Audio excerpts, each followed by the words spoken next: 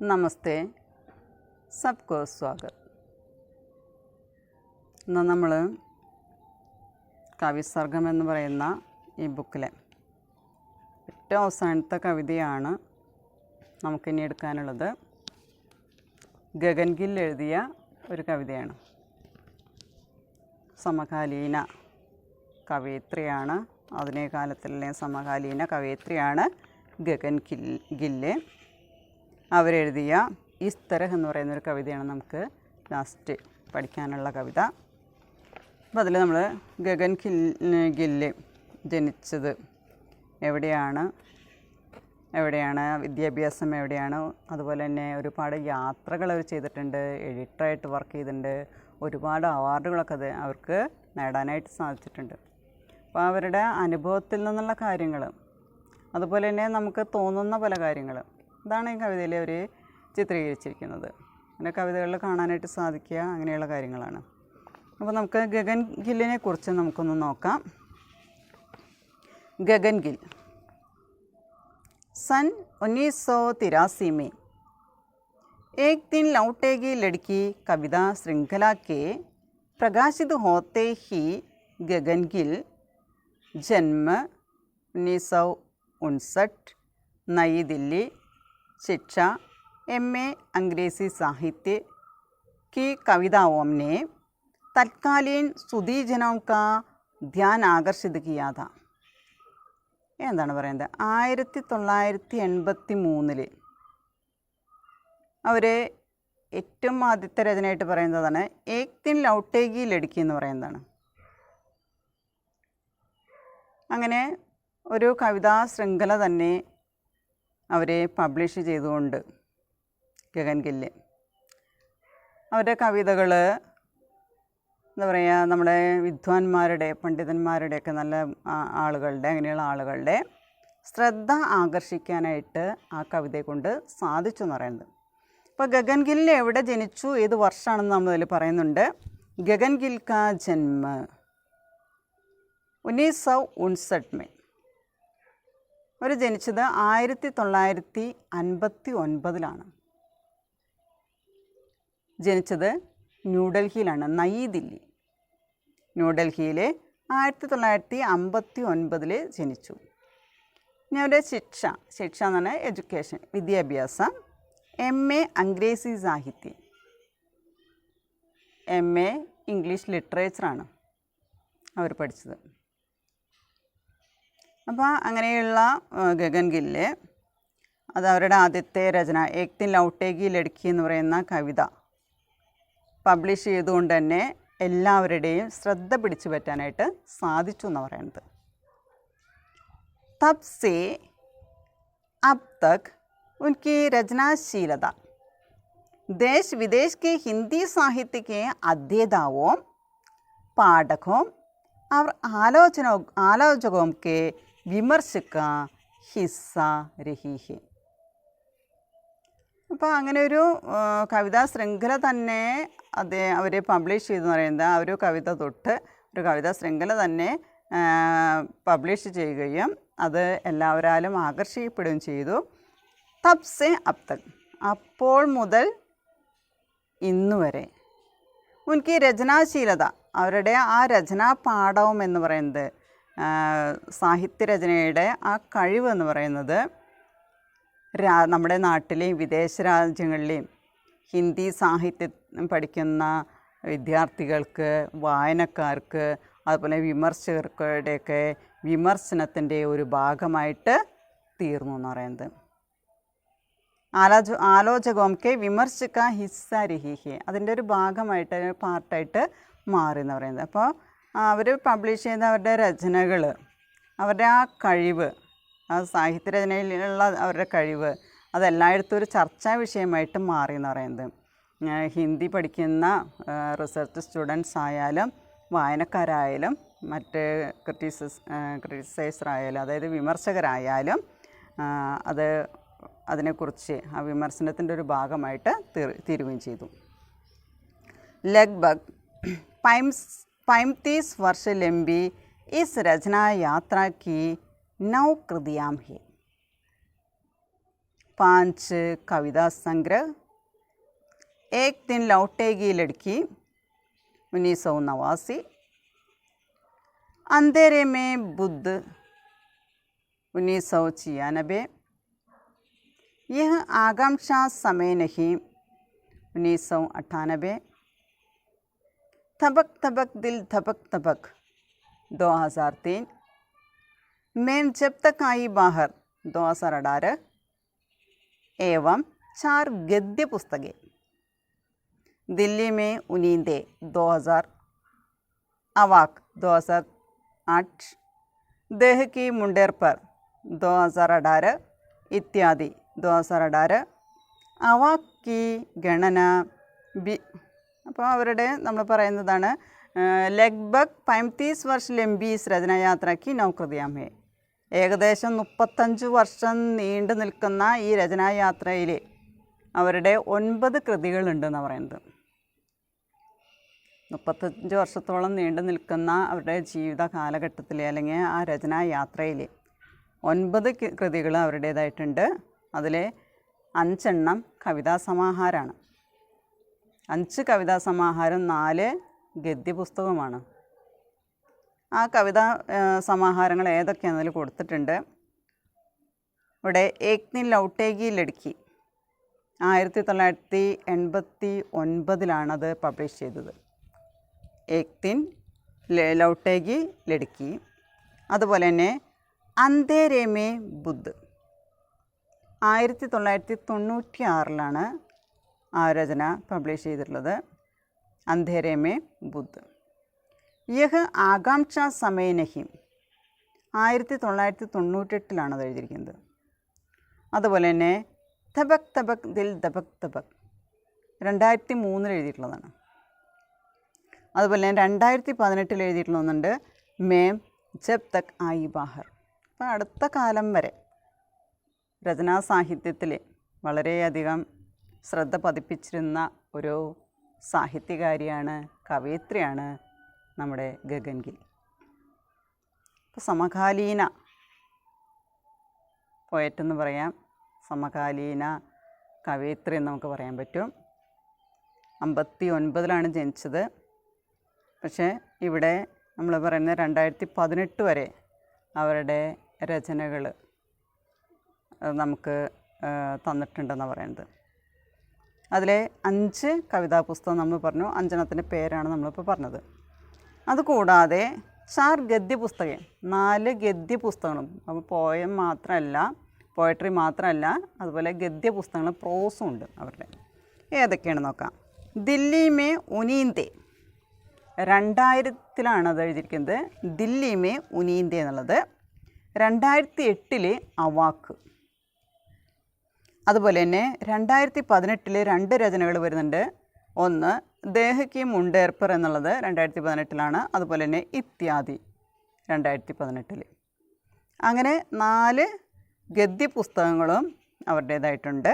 അങ്ങനെ മൊത്തം 35 വർഷത്തിൻ്റെ നീണ്ട ഈ രചനായാത്രയിൽ 9 കൃതികളാണ് അവരുടേതായിട്ടുള്ളത്. അതിൽ 5 എണ്ണം പോയട്രിയാണ്, കവിതാ സമാഹാരമാണ്, 4 എണ്ണം ഗദ്യപുസ്തകം.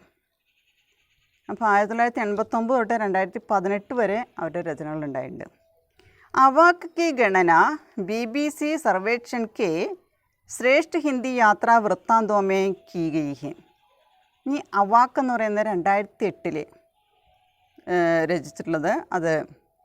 അത് BBC Survekshan K, BBC survey എടുത്തു കഴിഞ്ഞപ്പോൾ അവരൊരു കാൽക്കുലേഷൻ, അവരൊരു കണക്ക് പ്രകാരം അവിടെ പറയുന്നത് ശ്രേഷ്ഠ ഹിന്ദി യാത്രാ വൃത്താന്തോമേ കീ ഗയി ഹെ. അത് വളരെ ശ്രേഷ്ഠമായിട്ടുള്ള ഹിന്ദി യാത്രാ വിവരണങ്ങളിലെ ഒന്നായിട്ട് നമ്മളെ അവാക് എന്ന് പറയുന്ന ആ ഒരു ഗദ്യരചനയെ നമ്മൾ കണക്കാക്കുന്നുണ്ട്.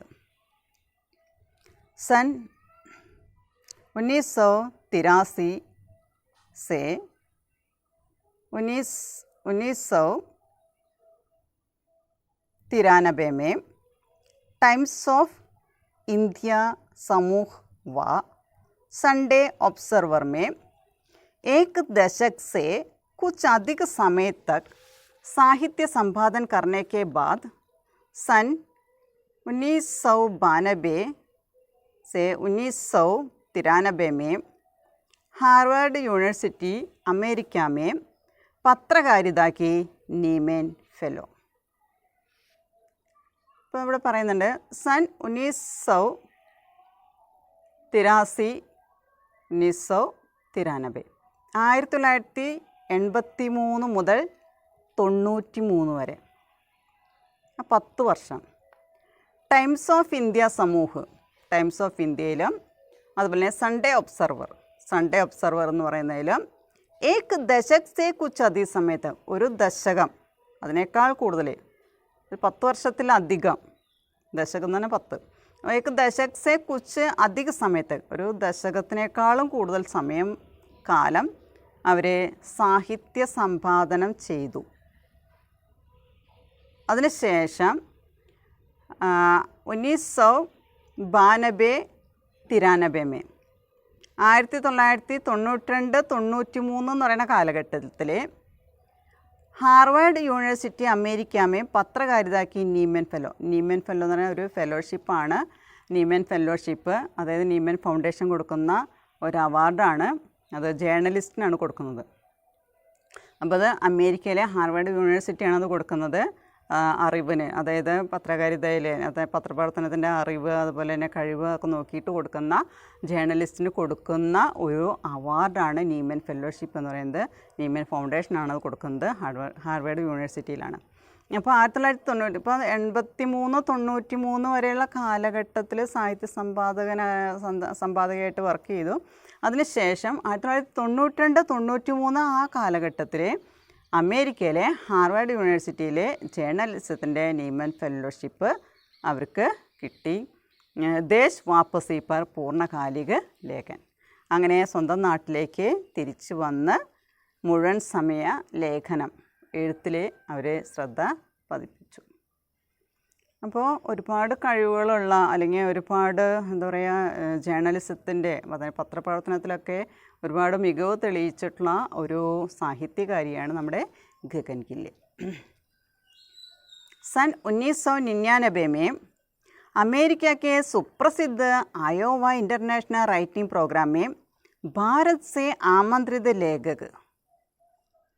ഇനി ഇവിടെ ശ്രദ്ധിക്കേണ്ട ഒരു കാര്യമാണ് 1990 അമേരിക്കയിലെ വളരെ ഫേമസ് ആയിട്ടുള്ള ആയോവ ഇൻ്റർനാഷണൽ റൈറ്റിംഗ് പ്രോഗ്രാമിൽ ഭാരത് സെ ആമന്ത്രിത ലേഖക് നമ്മുടെ ഭാരതത്തിൽ നിന്ന് ഇന്ത്യയിൽ നിന്ന് ക്ഷണിക്കപ്പെട്ട ഒരു ലേഖികയായിരുന്നു ഗഗൻ ഗില്ലെ.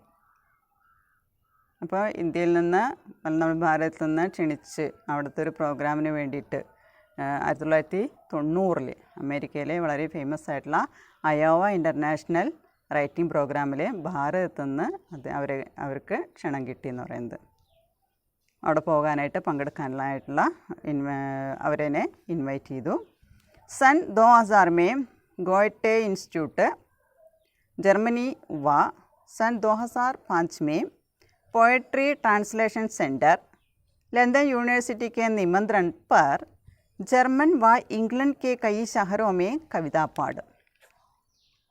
ഇനി അവർ അടുത്ത് നമ്മൾ പറയുന്നത് 2000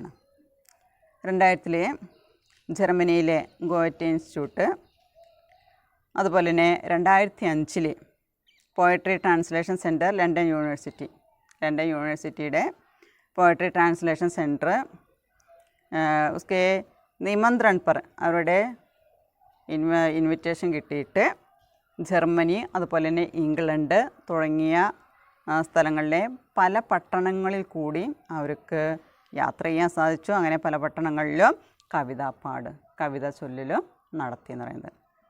അപ്പോൾ അവിടെ നമ്മുടെ ഭാരതത്തിൽ നിന്ന് ക്ഷണിക്കപ്പെട്ടൊരു വ്യക്തിയായിരുന്നു ഗഗൻ ഗിൽ എന്ന് പറയുന്നത്. അതുകൂടാതെ 2000 ജർമ്മനിയിലും 2005 ഇംഗ്ലണ്ടിലും ലണ്ടനിൽ ക്ഷണിച്ച് അവിടെ കവിതാ വായനയൊക്കെ അവർ നടത്തിയെന്ന് പറയുന്നത്. ഒരുപാട് സ്ഥലങ്ങളിൽ ചുറ്റി സഞ്ചരിച്ചൊരു വ്യക്തിയായിട്ട് നമ്മൾ ഇവിടെ ഗഗൻ ഗില്ലിനെ പറയുന്നുണ്ട്.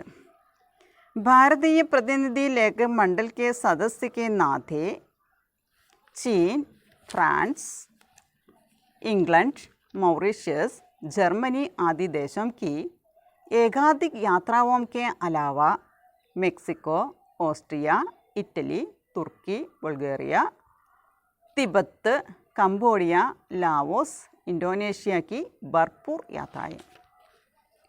ഒരുപാട് യാത്രകൾ നടത്തി നമ്മൾ പറഞ്ഞു. തുടക്കത്തിൽ തന്നെ പറഞ്ഞു, അതായത് അവരുടെ രചനാശീലത, അതായത് നമ്മുടെ രാജ്യത്തും വിദേശ രാജ്യങ്ങളിലൊക്കെ സാഹിത്യകാരന്മാർ അല്ലെങ്കിൽ സാഹിത്യം പഠിക്കുന്ന വിദ്യാർത്ഥികൾക്കും വായനക്കാരൊക്കെ അവരൊക്കെ വളരെയധികം ശ്രദ്ധിച്ചിരുന്ന കാര്യമാണെന്ന് പറഞ്ഞു. അതുപോലെ തന്നെ ഒരുപാട് രാജ്യങ്ങളിൽ സഞ്ചരിക്കേണ്ടതായിട്ട് വന്നു. അവിടെ നമ്മൾ നേരത്തെ പറഞ്ഞു പോയട്രി ട്രാൻസ്ലേഷൻ സെൻറ്റർ ലണ്ടനിലെ, ഇംഗ്ലണ്ടിലെ, അവിടേക്ക് ക്ഷണിച്ചിരുന്നു. അതുപോലെ തന്നെ ജർമ്മനിയിലെ ഗോയറ്റെ ഇൻസ്റ്റിറ്റ്യൂട്ടിലേക്ക് വിളിച്ചിട്ടുണ്ടായിരുന്നു. അതുപോലെ തന്നെ ഇൻ്റർനാഷണൽ റൈറ്റിംഗ് പ്രോഗ്രാമിൽ ഭാരതത്തിൽ നിന്നുള്ള ഒരേ ഒരു എഴുത്തുകാരനായിരുന്നു ഗഗൻ ഗില്ലെ.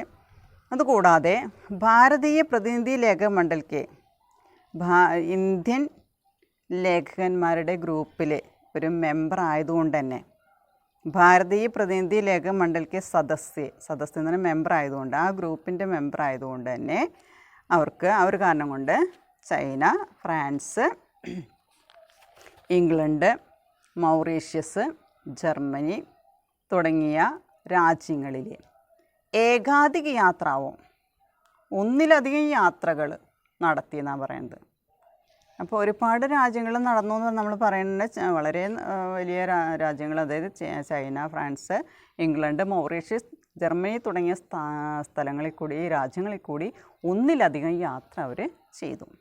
അതുകൂടാതെ മെക്സിക്കോ, ഓസ്ട്രിയ, ഇറ്റലി, തുർക്കി, Bulgaria, Tibet, Cambodia, Laos, Indonesia തുടങ്ങിയ സ്ഥലങ്ങളിലും രാജ്യങ്ങളിലും യാത്ര നടത്തി എന്നാണ് പറയുന്നത്. അപ്പോൾ ഇഷ്ടംപോലെ യാത്ര നടത്തിയിട്ടുണ്ട്. അത് മെക്സിക്കോ, ഓസ്ട്രിയ, ഇറ്റലി, തുർക്കി, തിബത്ത്, കംബോഡിയ, ലാവോസ്, ഇന്തോനേഷ്യ തുടങ്ങിയ രാജ്യങ്ങളിൽ കൂടി അവർ യാത്ര ചെയ്തു. അപ്പോൾ ഒരുപാട് യാത്രകൾ നടത്തിയിട്ടുള്ള ഒരു സാഹിത്യകാരി കൂടിയാണ് ഗഗൻ ഗിൽ. കേവലം 35 വർഷത്തെ ജീവിതത്തിനിടയിൽ ആ രചനകൾ നടത്തിയതിൽ 5 കവിതാ സമാഹാരവും 4 ഗദ്യ പുസ്തകവുമാണ് അവർ പബ്ലിഷ് ചെയ്തത്. എങ്കിലും ഒരുപാട് രാജ്യങ്ങൾ ചുറ്റി സഞ്ചരിക്കാനായിട്ട് അവർക്ക് സാധിച്ചു. ഭരത് ഭൂഷൺ അഗ്രവാൾ പുരസ്കാർ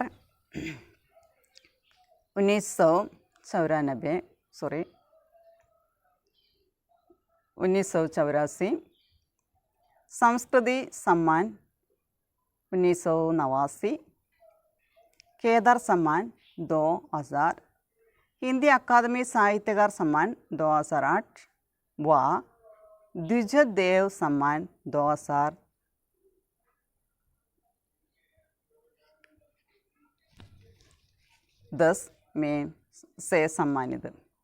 द्विजदेव सम्मान 2010 से सम्मानित. അപ്പോൾ 1984 ഭരത് ഭൂഷൺ അഗ്രവാൾ പുരസ്കാരം നേടി. അതുപോലെ തന്നെ 1989 സംസ്കൃതി സമ്മാൻ നേടി. 2000 കേദാർ സമ്മാൻ നേടിയിട്ടുണ്ട്. അതുപോലെ 2008 ഹിന്ദി സാഹിത്യ അക്കാദമിയുടെ പുരസ്കാരം, അതായത് ഹിന്ദി അക്കാദമി സാഹിത്യകാർ സമ്മാൻ പുരസ്കാരം നേടി. അതേപോലെ തന്നെ 2010 ദ്വിജദേവ് സമ്മാൻ. ഒരുപാട് പുരസ്കാരങ്ങൾ അവർക്ക് നേടാനായിട്ട് സാധിച്ചിട്ടുണ്ട്. അതിൽ ഏറ്റവും ആദ്യത്തെ രചനയായിട്ട് നമ്മൾ ഇവിടെ കണക്കാക്കുന്നത് ഏക് ദിൻ ലൗട്ടേഗി ലഡ്കി എന്ന് പറയുന്ന രചനയാണ് ഏറ്റവും ആദ്യം ചെയ്തതെന്നാണ് പറയുന്നത്. അങ്ങനെയാണ് സാഹിത്യത്തിലേക്ക് അവർ കടന്നു വന്നതെന്നാണ് പറയുന്നത്.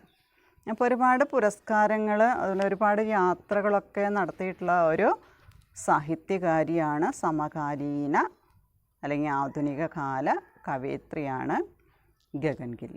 അപ്പോൾ നമ്മൾ ഗഗൻ ഗില്ലിനെ കുറിച്ച് നമുക്ക് ചുരുക്കമായിട്ടൊന്ന് നമുക്ക് പറയാം.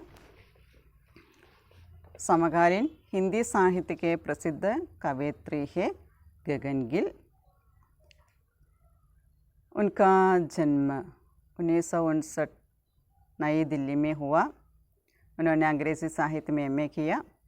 उनकी पहली रचना एक दिन लौटेगी लड़की प्रकाशित होते ही सुधीजनों की ध्यान आकर्षित किया था. लघु मानव की सीमाओं को अनुभव करके उसको प्रस्तुत करने की क्षमता भी उनकी रचना में है। बड़े उनके 5 कविता संग्रह है। एक दिन लौटेगी लड़की, अंधेरे में बुद्ध, ये आकांक्षा समय नहीं, तबक तबक दिल दबक दबक, मैं जब तक आई बाहर, और 4 गद्य पुस्तकें भी है। बहुत अधिक पुरस्कारों से सम्मानित किया गया था. അതുപോലെ തന്നെ നെക്സ്റ്റ് എന്ന് പറയുന്നത് ഒരുപാട് സാഹിത്യ രചനകളിൽ അല്ലെങ്കിൽ അതിൻ്റെ പത്രപ്രവർത്തകയായിട്ട് പ്രവർത്തിച്ചു എന്ന് പറയുന്നുണ്ട്. उन्होंने टाइम्स ऑफ इंडिया समूह और संडे ऑब्जर्वर में हिंदी संपादक के रूप में काम किया. भारतीय प्रतिनिधि लेखक मंडल के सदस्य होने के कारण उन्होंने कई देशों में यात्राएँ की, 1 से अधिक यात्राएँ की. इस तरह यहाँ गगनगिल की कविता का नाम है इस तरह. അതായത് ഇപ്രകാരം. അപ്പോൾ നമ്മളിവിടെ ജീവിതത്തിൽ നമ്മൾ മുന്നോട്ട് പോകുമ്പോൾ ജീവിത അനുഭവങ്ങൾ തന്നെയാണ് ഇവിടെ കവയിത്രി എഴുതിയിരിക്കുന്നത്. അതായത് നമ്മൾ പോകുമ്പോൾ പലയിടത്തും നമുക്ക് പലതരത്തിലുള്ള തടസ്സങ്ങൾ നേരിടേണ്ടി വരും. ജീവിതമെന്ന് പറയുന്നത് അങ്ങനെയാണ്. നമ്മൾ ജനിച്ചതിൻ്റെ കൊണ്ട് നമ്മൾ ജീവിച്ചുകൊണ്ടിരിക്കുകയാണ്. ഒരു ലക്ഷ്യത്തിൽ നിന്ന് വേറൊരു ലക്ഷ്യത്തിലേക്ക്, അങ്ങനെ നമ്മൾ അവസാന ലക്ഷ്യത്തിലേക്ക് എത്തിച്ചേരുന്നത് മരണം എന്ന് പറയുന്ന അവസാന ലക്ഷ്യം. അപ്പോൾ അത്രയും കാലം നമ്മൾ ജീവിച്ചുകൊണ്ടിരിക്കുകയാണ്. അപ്പോൾ നമ്മളുടെ അനുഭവങ്ങൾ അതുപോലെ തന്നെ നമുക്ക് പല തോന്നലുകളുണ്ടാവുന്നു, ഭയം ഉണ്ടാവുന്നു. നമ്മുടെ മുന്നിൽ പെട്ടെന്ന് എന്തെങ്കിലും ഉണ്ടാകും, നമ്മൾ പെട്ടെന്ന് ഭയപ്പെടുന്നു. എന്നാൽ കുറച്ച് സമയത്തിന് ശേഷം നമ്മൾ വീണ്ടും പഴയ അവസ്ഥയിലേക്കാവുന്നു. അപ്പോൾ അതുപോലെയാണ് നമ്മുടെ ജീവിതം എന്നാണ് ഇവിടെ കവയിത്രി പറയുന്നത്. അപ്പോൾ ഇസ്തരഹ് എന്ന് പറയുന്ന കവിതയാണ് നമുക്കതിലിപ്പോൾ പഠിക്കാനുള്ളത്. ഇസ്തരഹ് കവിത മേ കവയിത്രി അപ്നെ ജീവൻ കോ ബാരി ബാരി സെ ഹോനെ വാലെ യാത്ര ഓം സെ ഉപമിതി ഹെ. നമ്മുടെ ഊഴമനുസരിച്ച് നമ്മുടെ ജീവിതത്തിൽ വന്നുകൊണ്ടിരുന്ന പല കാര്യങ്ങളെയാണ് കവിതയിൽ നമ്മുടെ കവയിത്രി ഗഗൻഗിൽ ഇവിടെ ഉപമിച്ചിരിക്കുന്നത്. ഇപ്രകാരം എന്ന് പറയുന്ന കവിതയിൽ, ഇസ്തരഹ് എന്ന് പറയുന്ന കവിതയിൽ. അപ്പോൾ ഇവിടെ നമ്മൾ ജനിച്ചു. യഹാം ജന്മക്കെ ബാദ് ഏക് ലക്ഷ്യ സേ ദൂസരി ലക്ഷ്യ തക് കി യാത്ര ഹേ ഹമാരാ ജീവൻ. നമ്മുടെ ജീവിതം എന്ന് പറയുന്നത് നമ്മൾ ജനിച്ചു നമ്മൾ യാത്ര തുടങ്ങുകയാണ്. ആ യാത്രയിൽ ഒരു അന്തിമ ലക്ഷ്യമുണ്ട്. നമ്മൾ ഓരോ സ്റ്റെപ്പ് നമ്മൾ മുന്നോട്ട് പോയിക്കൊണ്ടുമ്പോൾ ഓരോ ലക്ഷ്യങ്ങളും നമ്മൾ നിറവേറ്റിക്കൊണ്ട്, അല്ലെങ്കിൽ നമ്മൾ അതിലെല്ലാം കടന്ന് നമ്മളെ എല്ലാ പ്രതിബന്ധങ്ങളെയും തടസ്സങ്ങളെയും നമ്മൾ അതിജീവിച്ചുകൊണ്ടാണ് നമ്മളെ ജീവിതം മുന്നോട്ട് കൊണ്ടുപോകുന്നത്. പലതരത്തിലുള്ള പ്രയാസങ്ങളും ബുദ്ധിമുട്ടുകളും അതിൻ്റെ ഇടയിൽ നമുക്കുണ്ടാവുന്നുണ്ട്. പലതും നമ്മൾ അനുഭവിക്കേണ്ടി വരുന്നുണ്ട്. ഒരു ജീവിതം എന്ന് പറഞ്ഞാൽ അങ്ങനെയാണ്. പക്ഷെ അവസാനം നമ്മൾ ആ ലക്ഷ്യത്തിലേക്ക് എത്തുകയും ചെയ്യുന്നുണ്ട്. നമ്മുടെ ജീവിതം എന്ന് പറയുന്നത് അങ്ങനെയാണ്. ഒരു ലക്ഷ്യം തൊട്ട് മറ്റൊരു ലക്ഷ്യത്തിലേക്കുള്ള യാത്ര. അതായത് ഒരിക്കലും അവസാനിക്കാത്ത, നമ്മളിങ്ങനെ നിരന്തരമായിട്ടുള്ള യാത്രയാണ് നമ്മുടെ ജീവിതത്തിൽ നടന്നുകൊണ്ടിരിക്കുന്നത്. നിരന്തരമായിട്ടുള്ള യാത്ര. ഇവിടെ പറയുന്നുണ്ട് യാത്രക്ക അന്തിം ലക്ഷ്യ മൃത്യുഹി. ഈ യാത്രയിൽ നമ്മൾ അവസാനം നമ്മൾ എത്തിച്ചേരുന്നത് മരണം എന്ന് പറയുന്ന ഒരു ലക്ഷ്യത്തിലേക്കാണ്. ജീവിതം അവസാനിക്കുന്നത് അങ്ങനെയാണ്. അപ്പം അതിനിടയിലുണ്ടാകുന്ന പലതരത്തിലുള്ള അനുഭവങ്ങളാണ് നമ്മുടെ കവിതയിൽ പറയുന്നത്. ഇവിടെ അനുഭവങ്ങളുണ്ട്, നമുക്കുള്ള പല തോന്നലുകളുണ്ട്. അതങ്ങനെയല്ല, ഇതിങ്ങനെയാണ്. അല്ലെങ്കിൽ നമ്മൾ പെട്ടെന്ന് എന്തെങ്കിലും കാണുമ്പോൾ പെട്ടെന്ന് പേടിച്ച് നിൽക്കുന്നു. പിന്നെ ആ പേടി മാറുമ്പോൾ നമ്മൾ മുന്നോട്ട് പോകുന്നു. ഇപ്പോൾ ഒരു കുന്നിൻ്റെ മുകളിൽ കയറി പോവാണ്, മല കയറുകയാണ്, നിറച്ച് കല്ലുകളാണ്, പാറക്കഷ്ണങ്ങളാണ്. പെട്ടെന്ന് നമ്മൾ കാലെടുത്ത് വയ്ക്കുമ്പോൾ ചിലപ്പോൾ ആ കല്ല് നീങ്ങിന്ന് വരും. പക്ഷേ സൈഡിലൊക്കെ നമ്മൾ നോക്കുമ്പോൾ അഗാധ കറുത്തായിരിക്കാം ചിലപ്പം, അല്ലെങ്കിൽ നദിയായിരിക്കാം. അപ്പോൾ നമ്മൾ പെട്ടെന്നൊന്ന് പകച്ച് ഭയപ്പെടുന്നു. ഇത് ഒന്ന് തെറ്റിയിരുന്നുവെങ്കിൽ നമ്മുടെ ജീവിതം അവിടെ അവസാനിക്കുമായിരുന്നു. പെട്ടെന്ന് ആ ഒരു ചിന്ത വരുന്നു. പക്ഷേ ആ എല്ലാ പ്രതിബന്ധങ്ങളെയും മറികടന്ന് വീണ്ടും നമ്മൾ കുറച്ചൊന്ന് ചിന്തിച്ച് നമ്മൾ മുന്നോട്ട് പോവുകയാണ്. ധൈര്യത്തോടു കൂടി നമ്മൾ മുന്നോട്ട് പോവുകയാണ്. നമ്മുടെ ജീവിതം എന്ന് പറയുന്നത് അങ്ങനെയാണ്. അപ്പോൾ ഗഗൻഗില്ലിൻ്റെ നമ്മുടെ ചെറിയൊരു കവിതയാണ് ഗഗൻഗില്ലിൻ്റെ ഇസ് തരഹ് എന്ന് പറയുന്ന കവിത. നമുക്ക് നെക്സ്റ്റ് ക്ലാസ്സിൽ നോക്കാം. Okay, thank you.